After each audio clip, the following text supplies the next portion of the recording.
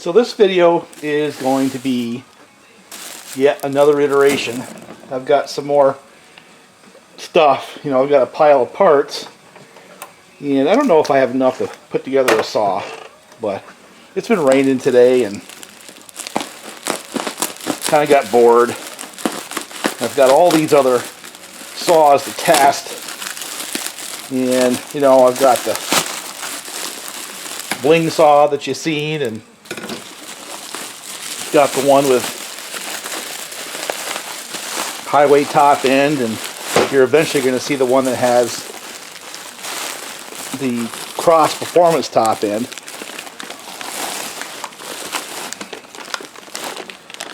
And I kind of I want to do something for myself, a little more fun. Thought about it for a second and figured, why not go back to where we started and do a Farmer Jones build on these darn 660s.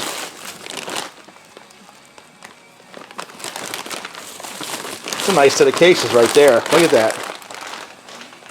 So I decided to do that. I'm figured, so what would a Farmer Jones build be?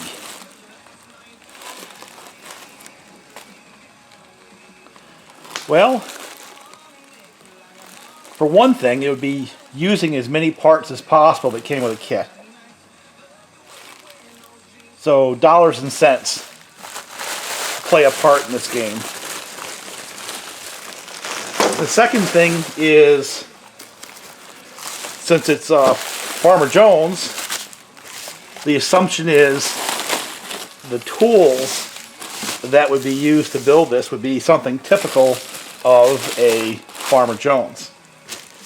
The kind of stuff that a guy's going to have in his farm shop is what I want to work with. Not special stuff.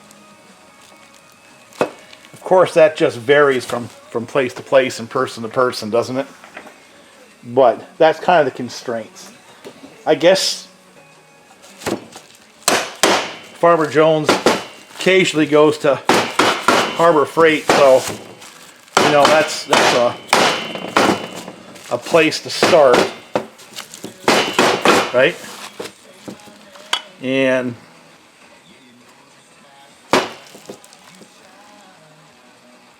oh, look at that!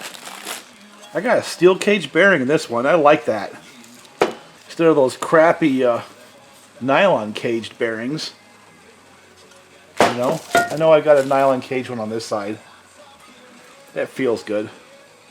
The seals come installed. Now, we've gone through this before a couple of times, and I have OEM seals made in Germany, a couple of them. If it was a saw that was really important, I'd pop those seals right out of there, stick the cases together, and then put the OEM seals in there. That's what I do. But since this is a Farmer Jones build, it doesn't really matter, does it? The heck does a farmer know anyway? Here's a crank. Now, this is not a kit saw. This is really a pile of parts saw. Nice looking crank. One of the things I look at, though, before I put them together, it's got a fairly sharp edge. Chances are it'll go through, though. So let's strategize how this is going to happen. I've got a wood stove. Farmer Jones has got one of those. What I would prefer to do is start with the clutch side. Oil that up a little bit. Oil up the bearing a little bit. A little bit up. Make sure that the locating pins are on the other side, not the clutch side, because on the clutch side, the holes are drilled all the way through. So you can push those pins literally right through to the other side like this. Boom. And there it comes out. You know what I'm saying? So basically, when you're doing the cases, and I've said this before, you got to have the locating pins on the flywheel side if you're going to make it work.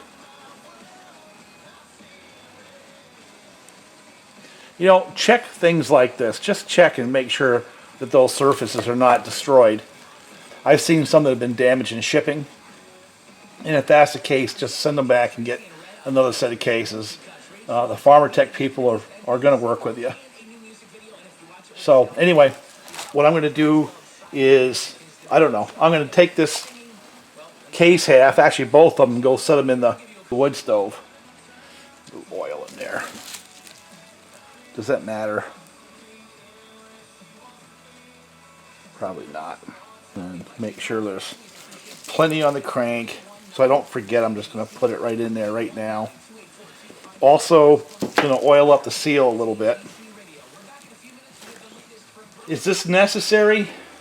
Well, I'm one of those people that believe, rightfully or wrongfully, that if you get a little bit of oil on the inside of the lip of that seal, you buy a bunch of things real fast. The first time that seal is fired up on the saw, you know, it's got some lube on it. So yeah, I think it's a good idea to get some in there. On both sides, by the way. This is one of the typical 54mm cylinders that you get from Farmertec. A little dirty. You know, I gotta clean it up some. I'm debating on building a saw with this one right here. The transfers are nice. I mean, there's just a lot of nice stuff about this cylinder. And my recommendation for those people who are building these saws is stick with the 54s for now, until they figure out the manufacturing and get back to where they were when I was doing the 56s. I mean, this is not a bad casting, you know. Not a bad part at all.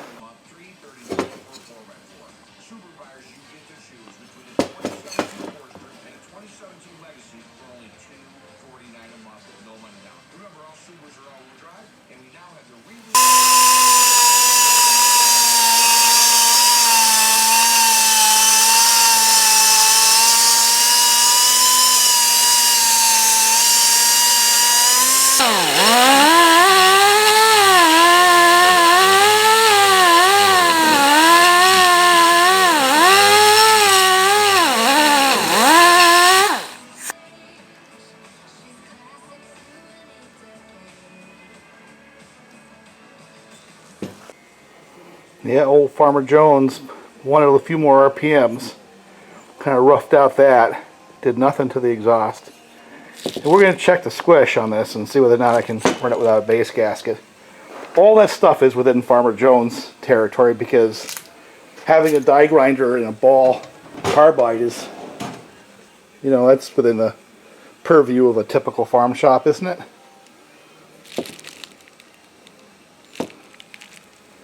We'll see if it runs.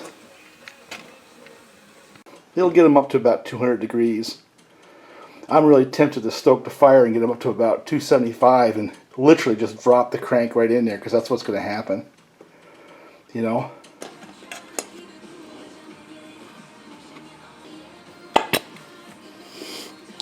How's that? I'm going to give it just the simplest of taps with a rubber hammer to get the rest of the way in. Alright guys, no press, just heat, and look at that, slip right through that seal. One of those much ado about nothing deals, you know that? More Farmer Jones technology. Most would have the ability to weld, braze, or at least hard solder, right? So I want to get that right there somehow.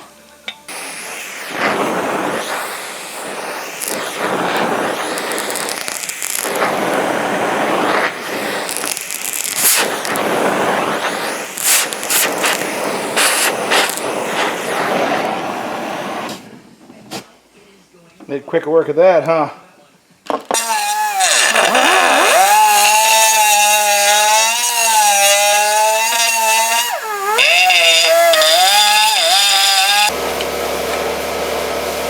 Is just put a little curvature on that.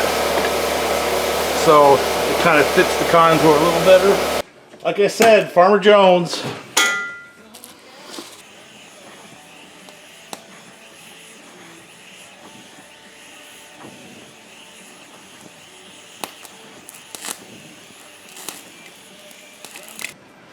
Now, how many people you know raised with a damn blowtorch?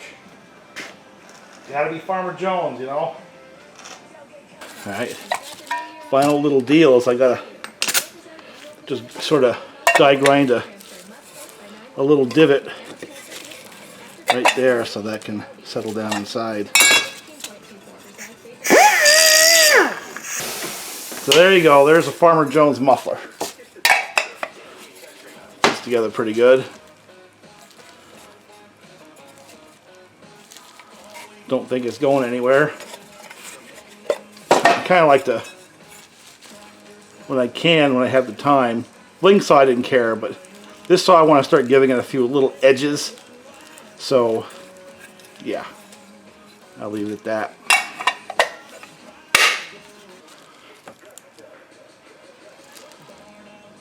Tried to follow the contour of the case. You know, does that mean Farmer Jones is going cosmetic?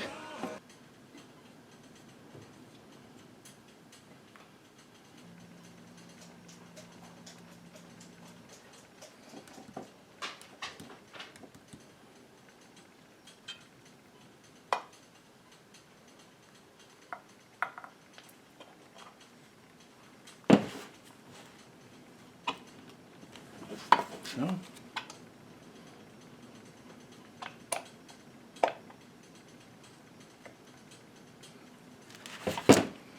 Believe it or not,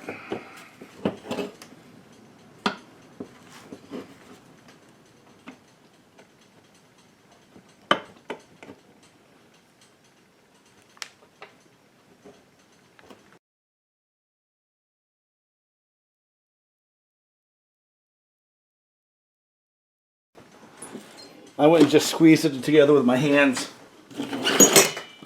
and we'll see if we can't finish the job with the K-screws.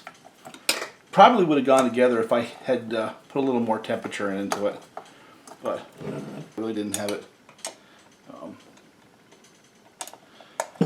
as warm as probably I needed to have for it just to slip right together. But I find it interesting that just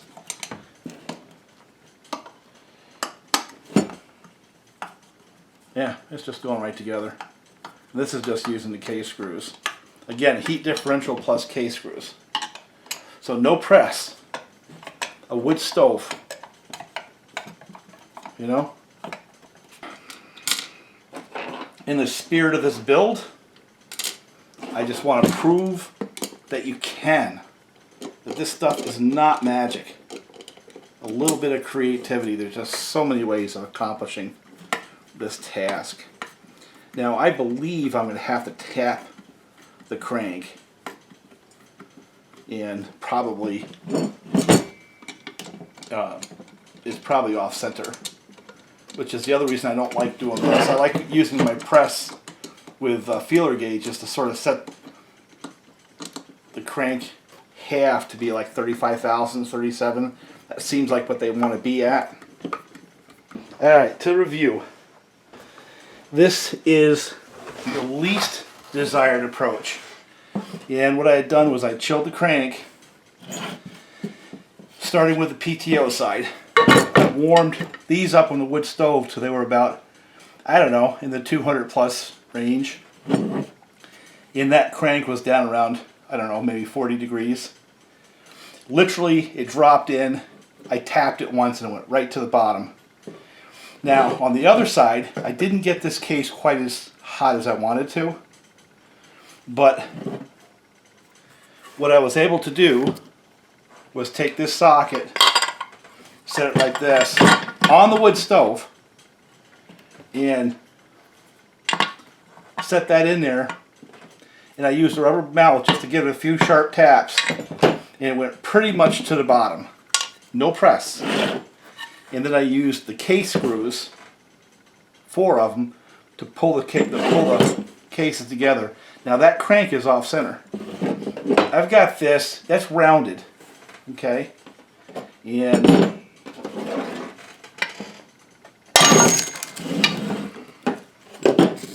you don't want to wail on this. There we go. Alright, that's about as centered as it really needs to be. It's nice and free and all that. And since I had this domed, I didn't peen the end of that crankshaft at all. There's no lip or edge because of the impact. If that was flat or cupped, it would damage that edge. And you can use brass, you don't have to use steel. And I also want to point out that the crank came through that seal, no problem. And part of it was because I had it nice and lubed up, so it wasn't sticky, you know. And part of it's because that edge, it's you know, sharper than I like, but still it's kind of rounded. And if it was any sharper, I would break that edge, and it would still come through. And of course, all this required was some oil. And it came right through because it's a taper. So anyway, Farmer Jones built. Going to put this cylinder on it. I got a pile of these 54s, so the goal of this one is to see if I can make it run as good as one of the big bores. The idea being that this is what comes with them. They're actually quite nice. They run good just as they are. And without getting into a whole lot of theory, what I wanted to do was get a few more RPMs out of it, and a lot of times you have to give it a little more cross-sectional area in the transfers to let it rev. Not changing the timing, but we are going to do a no base gasket build on this one if we can get away with it. And again, the whole theme is having fun using very simple tools. You don't have to be this fancy shop to get this kind of thing to go together, and certainly don't have to have a whole bunch of fancy tools to make it run better, because I have a hunch that when we're done, this is going to match one of the big bores. Alright, a couple of things happened since the camera was turned off. First, I solved the problem of that piston not being able to get a full rotation, getting past the crank halves. All I did was, in Farmer Jones style, I went and took the piston and just kind of worked like that, and just chamfered a little bit of that skirt, maybe about that far in, maybe like a ½ inch in from each side. And I didn't take much, and I had to do it in all four corners, and now it turns. That's one problem solved, but it's something you're going to have to look to. So, second thing is I want to just check the switch quickly. It's very easy to lose this little keyway. Every one I've seen to this point in time, it's been on the flywheel just like that. And I've seen people just lose it because they don't think to look there. So I need the flywheel on in order to do my squish check. So again, this is a vision thing. Now that keyway isn't going to hold the flywheel. What holds the flywheel is this taper and that taper. When you push that flywheel in with a nut, it rides it up that taper and bites hard. All that does is time it. And a lot of people don't understand that. That's all its job is. It's not, the keyway is not designed to hold it there. It's just designed to allow you to time it. Squeeze this down a little bit.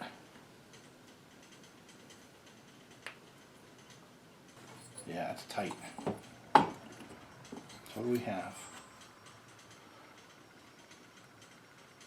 So a no base gasket build on this saw gets you exactly what we're looking for.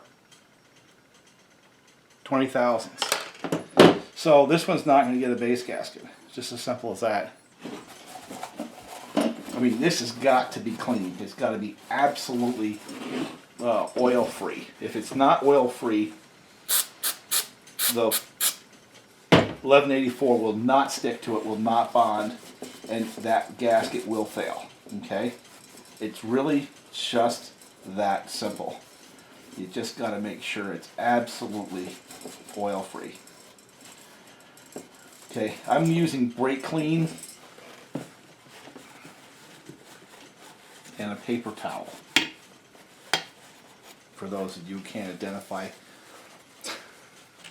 So this one's already clipped.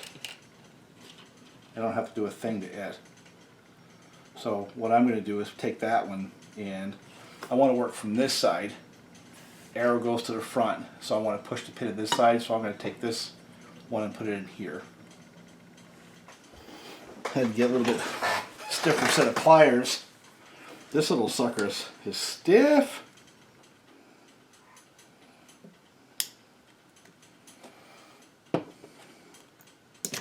One thing I can tell you is that one is never coming out.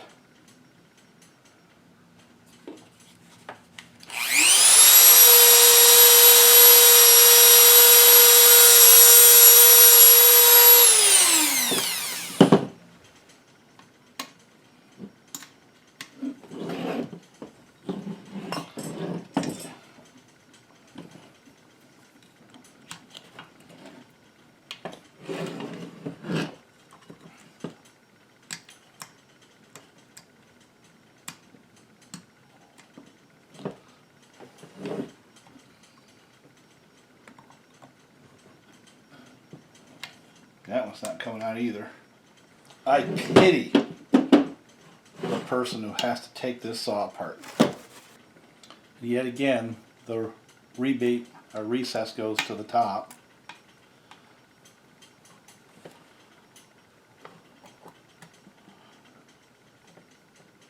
A little bit of oil on those rings and a little bit on the piston skirts.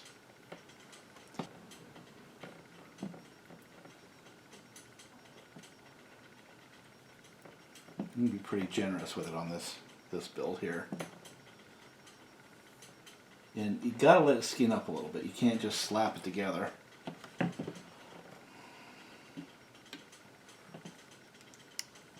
Especially when you're not using a gasket, like I'm not. You know, because now what happens is this skins up and it is the gasket. And got to make sure you have your screws in there, because believe me, it's a pain in the neck if you don't. So let's start by trying to get the rings to seat.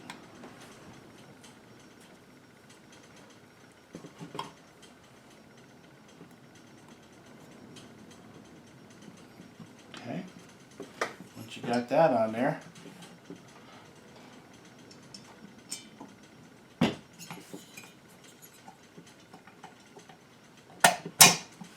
you do like that, and we have liftoff. Set that right down. I like to bring it down to bottom dead center and kind of wiggle things a little bit. Let that piston center the top end. I'm going to go just a little tight, and I'm going to let it skin up a little bit before I go full tight.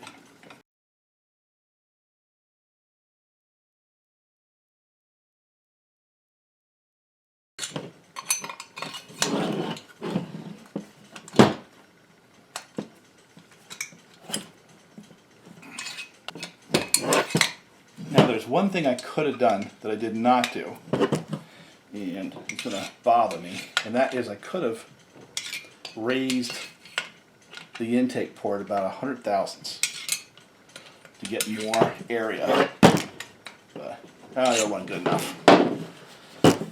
So there we are. I think what I'm going to do is get the muffler on.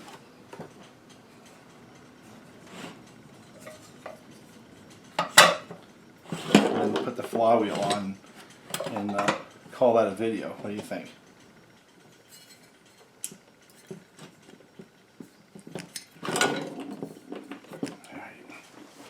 One thing, as I said in one of my other videos, they kind of help you because they have like packs, and the packs will have, you know, the stuff they need in order to assemble these things. You know something? Before I put this muffler on, I'm going to gut it. So, camera off. Alright. Die grinder to the rescue.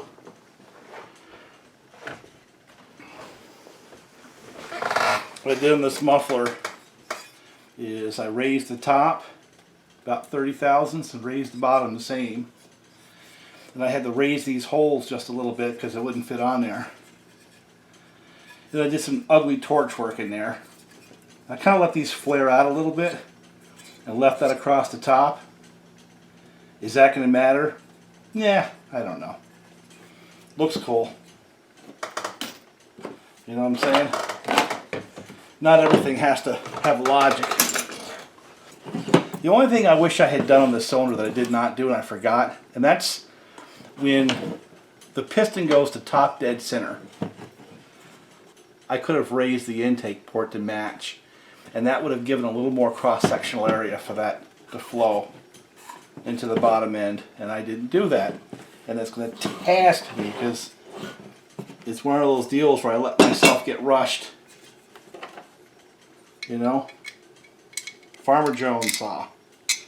Whole idea of the saw, I said it a ton of times on the video. The whole idea is starting from the parts that would be delivered in that kit, that saw kit. This just happened to be a bunch of spare parts I have around. So I'm trying to simulate a kit, but this is not a kit. A kit would certainly make it easier. But I've got just random MS660 Farmertec parts left over from a bunch of other projects and stuff. And I had a set of cases. And I had all those cylinders that I did not use that were on the as delivered. Much, much, much better.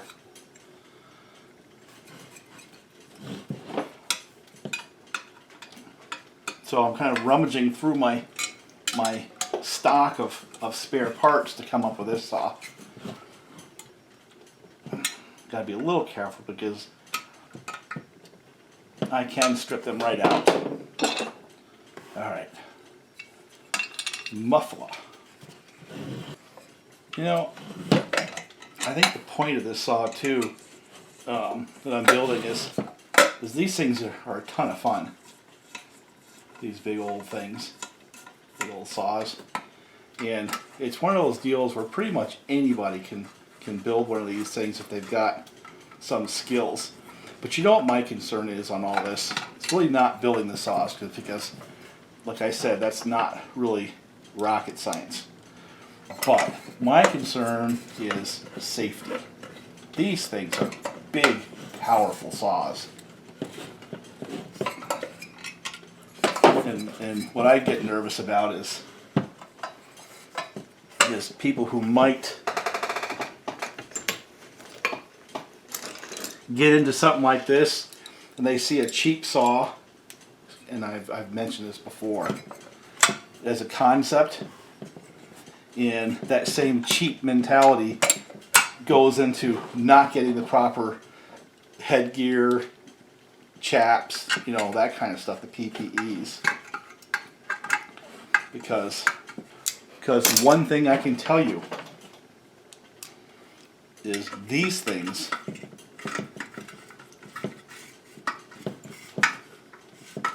make a lot of power. Even the most basic 54mm version of the saw is a very, very powerful saw.